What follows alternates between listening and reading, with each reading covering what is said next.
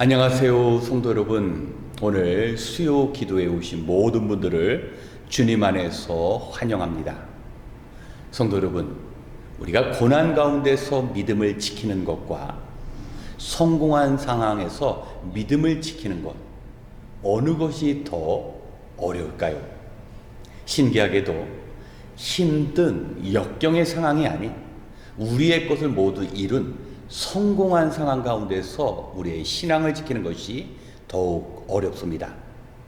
그래서 옛 격언에 실패를 견딘 사람은 많아도 성공을 견딘 사람은 많지 않다라는 말이 있습니다. 그만큼 우리가 원하고 뜻하는 것을 얻었을 때 우리의 신앙을 유지하기가 어렵다라는 뜻입니다. 오늘은 다윗의 인생 가운데 그가 모든 것을 이룬 그 자리에서 어떤 실수와 죄를 범하였는지 말씀 속에서 우리에게 주는 교훈을 함께 찾아보겠습니다. 사무엘하 24장 9절로 10절 말씀입니다. 사무엘하 24장 9절로 10절 말씀을 함께 봉독합니다. 요압이 왕에게 백성의 수를 보고하였다. 칼을 빼서 다룰 수 있는 용사가 이스라엘에는 80만이 있고 유다에는 50만이 있었다. 다윗은 이렇게 인구를 조사하고 난 다음에 스스로 양심의 가책을 받았다. 그래서 다윗이 주님께 자백하였다. 내가 이러한 일을 해서 큰 죄를 지었습니다. 그러나 주님, 이제 이 종의 죄를 용서해 주시기를 빕니다. 참으로 내가 너무나도 어리석은 일을 하였습니다. 아멘.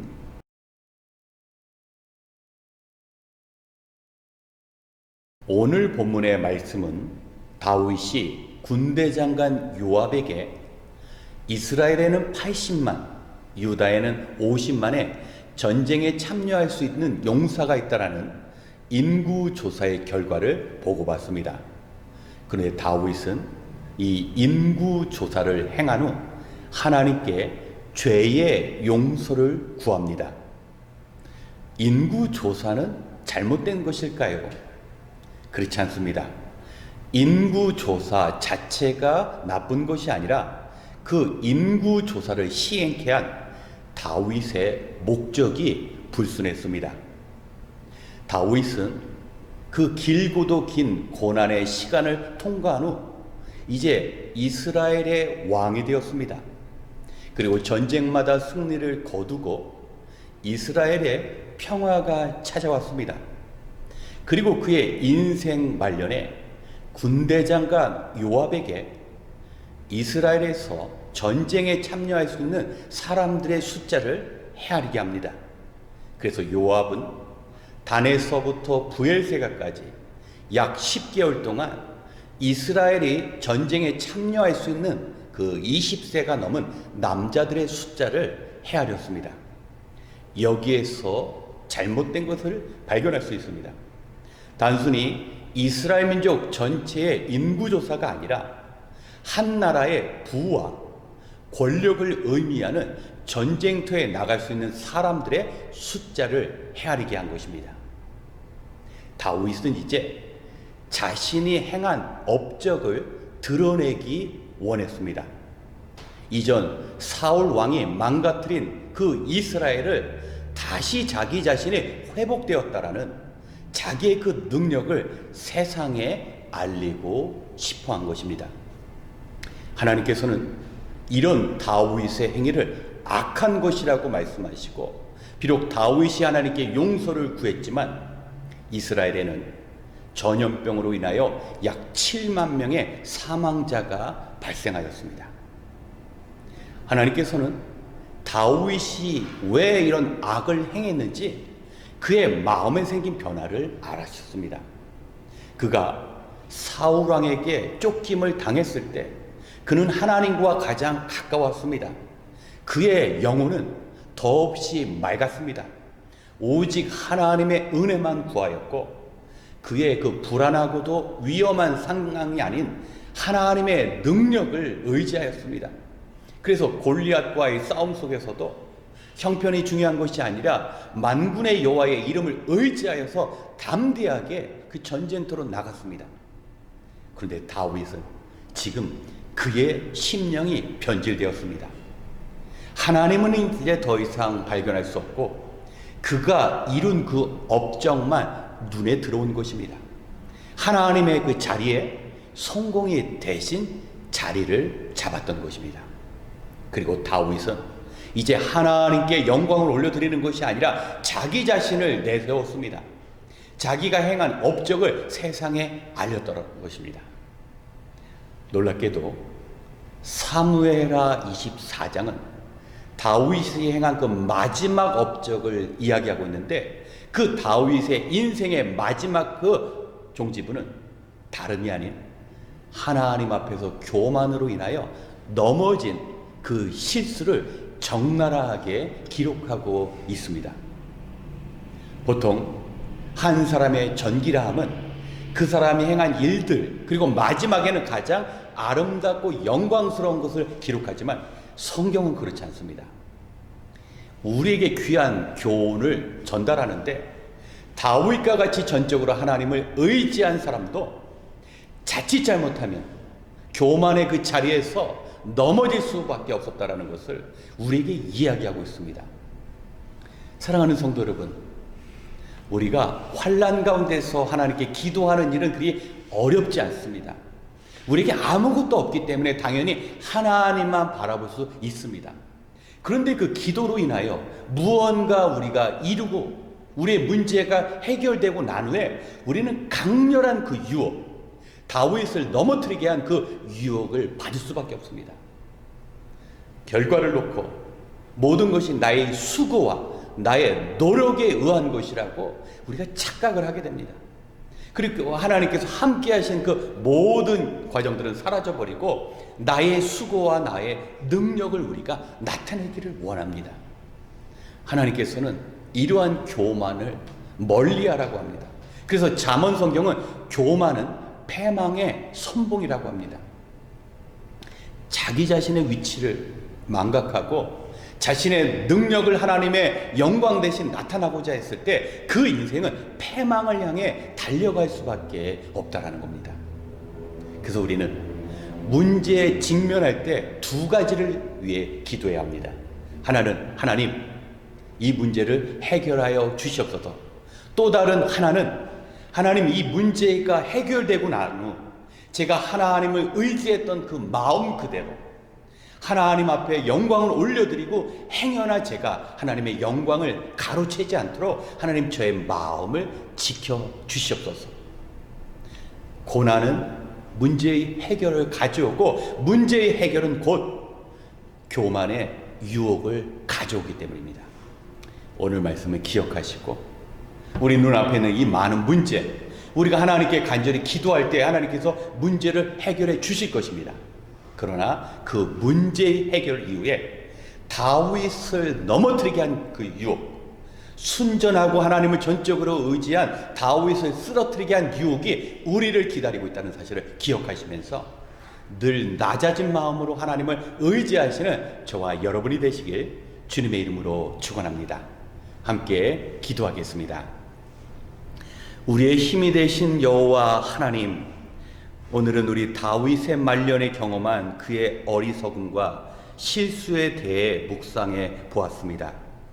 사울의 추격을 받아 생명의 위협을 받으며 쫓기고 도망다닐 때에는 하나님을 향한 그의 영혼이 순수하고 맑았지만 정작 나라의 평화가 찾아오고 명예가 주어지자 다윗은 자신을 높이고자 하는 교만의 유혹에 빠져 헤어나오지 못했습니다. 하나님, 오늘의 말씀을 기억하며 하나님께서 베풀어 주신 그 축복의 결과에 의해 걸려 넘어지지 않도록 늘 낮아지고 겸손한 마음으로 살아갈 수 있도록 도와주시옵소서. 삶에 문제가 생기고 어려운 처지에 있을 때는 하나님을 의지하여 문제를 해결케 하시고, 문제가 해결될 때는 하나님께 영광을 돌리며 교만하지 않고 겸손한 마음으로 살아갈 수 있도록 주님 붙잡아 주시옵소서. 이 시간 주님의 백성들이 이제 같은 기도 제목으로 함께 기도할 때 기도 가운데 한 분 한 분 주님의 숨결이 느껴지게 하시고, 암담한 현실 가운데 있다면 피할 길을 열어주시고, 염려와 불안 가운데 있다면 늘 소망 가운데 천국의 기쁨을 누리며 살아갈 수 있도록 주님 함께하여 주시옵소서. 모든 것을 감사드리며 예수님의 이름으로 기도드렸습니다. 아멘. 이 시간 먼저 오늘의 말씀을 기억하며 우리의 신앙생활을 위하여 주님께 간구하겠습니다. 성경은 다윗의 말년에 관해 이야기하며 그가 교만의 유혹 앞에 넘어진 안타까운 사건을 감추지 않고 모두 드러내고 있습니다. 그것은 우리 인간의 연약함을 그대로 보여주기 위함입니다. 다윗처럼 어려움이 찾아올 때 하나님을 의지할 뿐만 아니라 번영과 성공이 찾아올 때 교만에서 넘어지지 않도록 늘 우리는 두려운 마음을 가지고 동일하게 하나님을 의지해야 합니다. 그렇기에 우리는 문제의 해결을 위해 기도하며 더불어 문제가 해결되었을 때 믿음을 지킬 수 있는 힘을 위해서도 기도해야 합니다. 형통한 삶으로 인하여 하나님을 떠나버린다면 그것은 축복이 아니라 오히려 재앙이 될 수 있습니다. 이 시간 말씀 앞에 우리를 비추며 겸손의 모습으로 평생을 살아갈 수 있도록 주의 도우심을 구하며 함께 기도하겠습니다.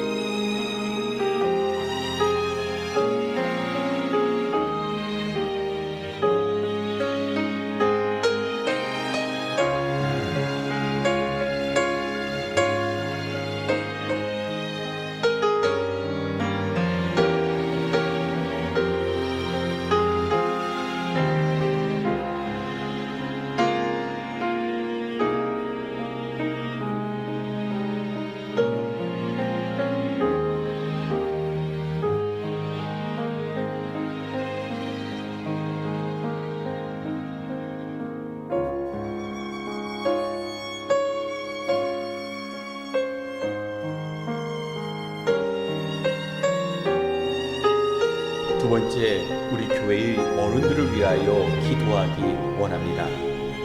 요즘 젊은 세대들은 어른들에 대한 예의를 갖추거나 존경의 마음을 제대로 표현하지 못하고 있습니다.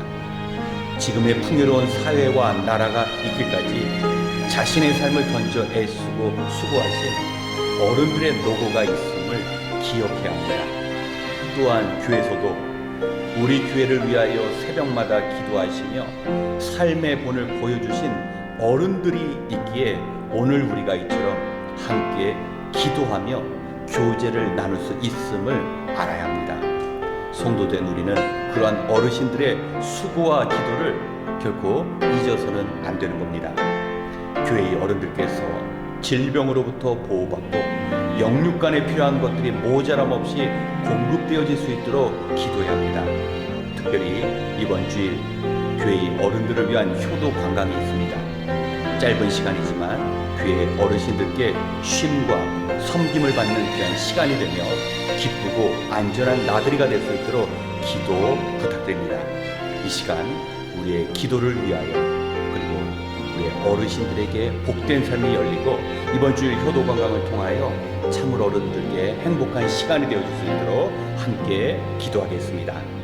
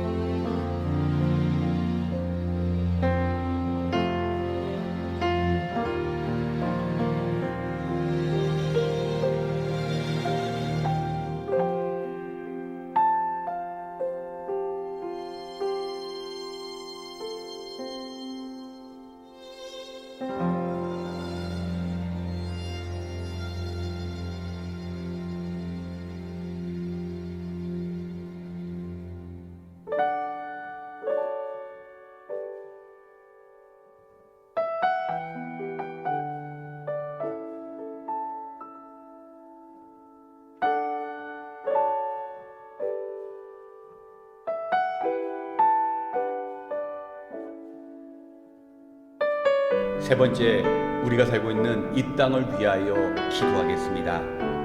성도 여러분, 하나님의 백성들은 나라와 민족을 위해 기도해야 합니다.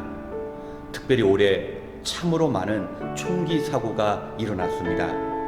사람들은 특별한 이유도 없이 무고한 사람들을 향해 총을 난사했습니다. 우리가 기도할 때 미움과 증오의 악한 영을 주님께서 물리쳐 주시고 사랑과 평화로 가득한 세상이 임할 줄 믿습니다.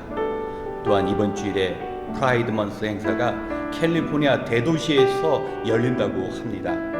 성소수자들과 그들을 지지하는 사람들은 하나님께서 축복해 주신 이 나라에서 하나님의 창조 원리를 거스르며 부끄럼 없이 스스로 죄를 나타내려고 합니다.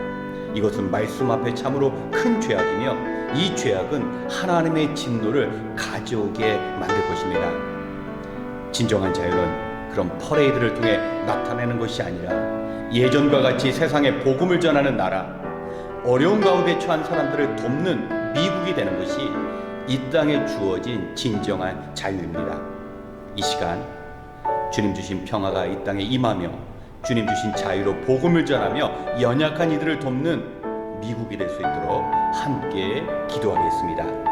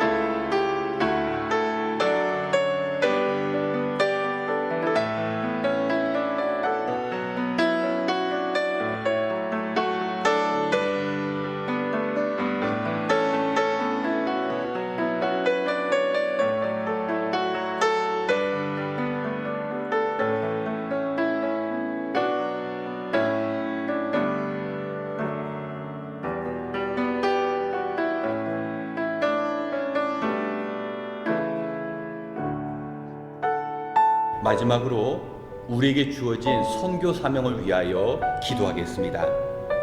하나님께서 교회와 성도에게 주신 가장 귀한 사명은 가까이 전도하며 멀리 선교하여서 하나님을 모르는 백성들을 주님께로 인도하는 일입니다.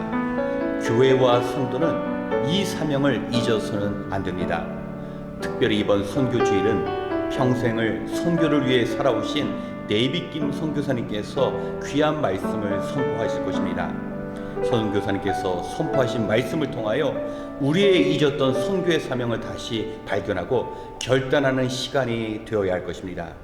그리고 선교의 사역을 위해 우리 교회가 협력하는 선교단체와 선교사님들이 계십니다. 남아공의 김현주 선교사님, 북한 선교를 감당하는 모퉁이돌 선교회, 캄보디아의 어린이들을 품는 김우선 선교사님이 계십니다. 주님 부탁하신 천국 복음을 전하는 사역 가운데 하나님의 특별하신 도우심과 성도의 기도로 주신 사명 온전히 이루어갈 수 있도록 함께 기도하고 이어 개인 기도 시간을 갖겠습니다. 기도하겠습니다.